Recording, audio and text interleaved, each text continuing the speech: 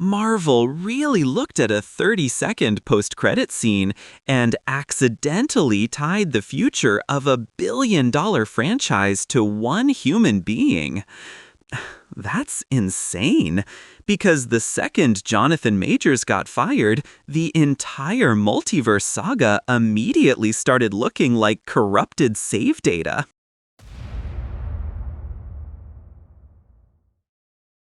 Remember when post-credit scenes used to be simple?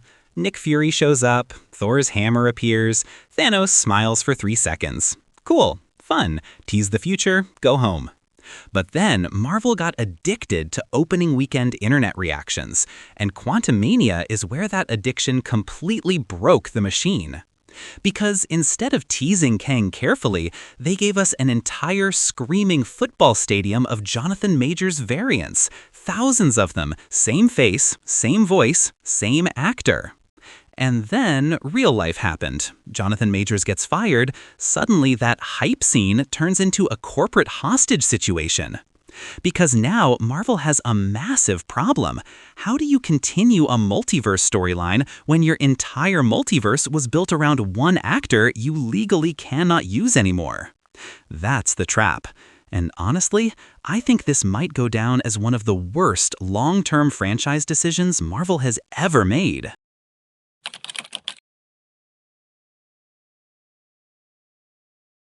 And the craziest part? This didn't even happen because the story needed it. It happened because Marvel wanted people in theaters screaming on opening night. That's it. The Council of Kang scene wasn't written for narrative tension. It was written for Twitter reactions, TikTok edits, YouTube thumbnails with red circles. And look at the difference between this and how Marvel handled Thanos. For years, Thanos was barely even there. A smile, a chair, a glove, a silhouette in space. Fine. I'll do it myself. That's smart storytelling, because it gives the studio flexibility. If something changes behind the scenes, you can adapt. But Kang? Nah. Marvel immediately went, look guys, there's 80,000 of him. And every single one had Jonathan Majors' face attached to it. That's not a tease anymore. That's a legally binding contract with fate.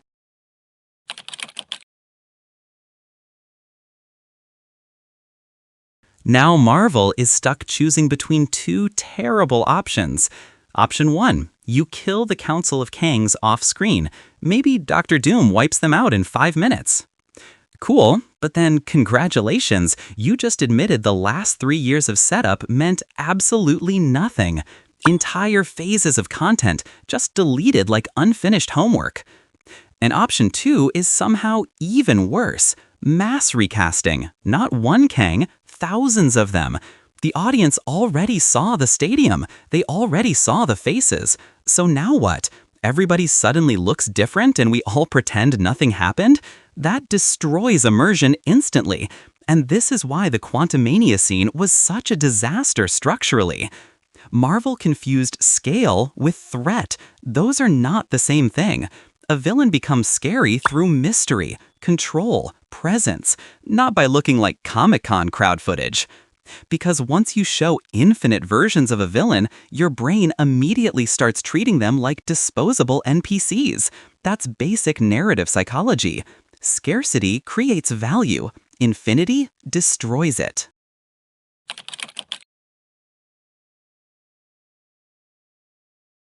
And honestly, I think this whole situation exposed a bigger problem with modern franchises.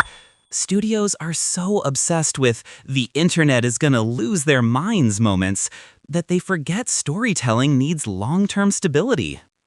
Everything now is designed for opening weekend reactions, post-credit breakdowns, theory videos, shock reveals, short-term dopamine. But good franchise writing, that requires patience, planning, flexibility.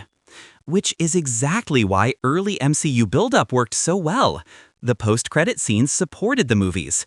Now it feels like the movies exist to support the post-credit scenes. And that's backwards. Because the second real life interrupted the plan, the entire structure collapsed.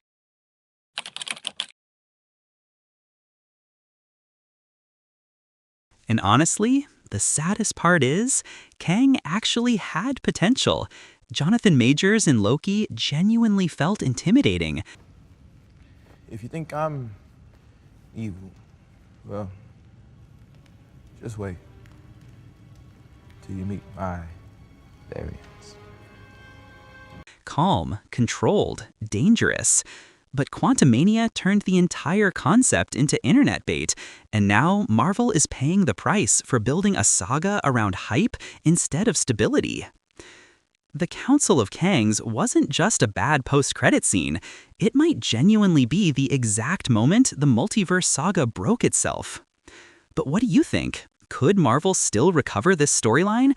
Or did that Quantumania scene permanently damage the entire saga? And yeah, if you enjoy these kinds of movie and franchise discussions, subscribe if you want, because honestly, at this point, we're all just watching corporate chaos in real time.